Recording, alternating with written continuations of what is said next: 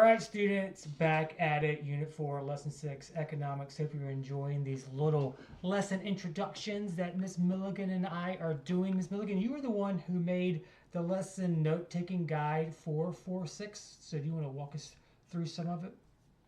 Absolutely. So 4-6 is really about the labor force, which should be interesting to y'all because you may already be part of that labor force, and if not, you probably will be in the future. So it's got some really valuable information. Nice, nice, nice. And so if you'll go, guys, if you're not going to the lesson note-taking guide, you need to.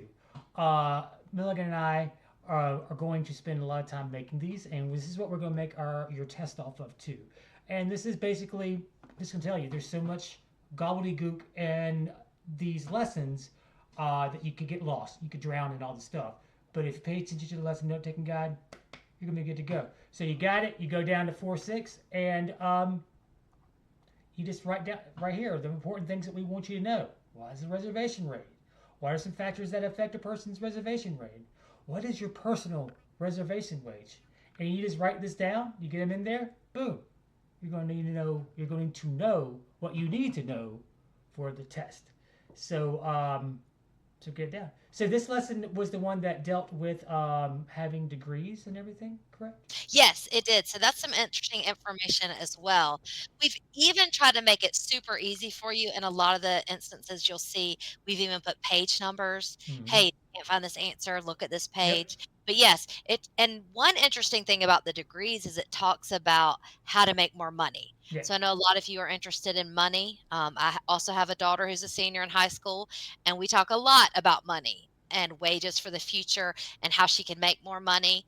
So this is a good way to see, hey, what kind of job do I want? What kind of degree do I need? How much money can I make? Yeah. And this is the first time I'm going to say this in Unit 4 because I have another one we'll drop later on. But you know what, guys? You don't want to get out there and go directly to get another degree after high school. Maybe you have a good plan. Nothing wrong with that. But the one thing you have to get is your high school degree. You can't go without it. You can't do it. You can't go without it. There's just way too much money you'll lose out on over the history of your life if you just don't get that high. You have to get your high school diploma. So go do it. And some of you are like, I'm stressed out. I got another job. I got all this going on. I'll just get a GED later. Let me tell you, getting your GED is not as easy as just saying the words getting your GED. There's a lot that goes into it. Make the time, do the work now, graduate high school. Now, Ms. Milligan doesn't like students graduating high school, so defend your thesis there, Ms. Milligan. Mr. Gall is silly. I think all students should graduate from high school.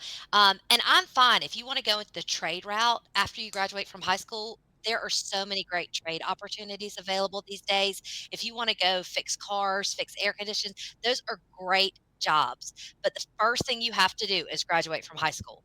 So make sure you're passing economics and your other classes because this is a required class.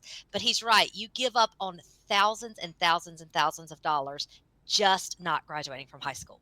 Yeah. So do it. So thank you. And a good way to pass this economics class your senior year is to use the lesson note taking guide. All right, we're out of here. See you tomorrow.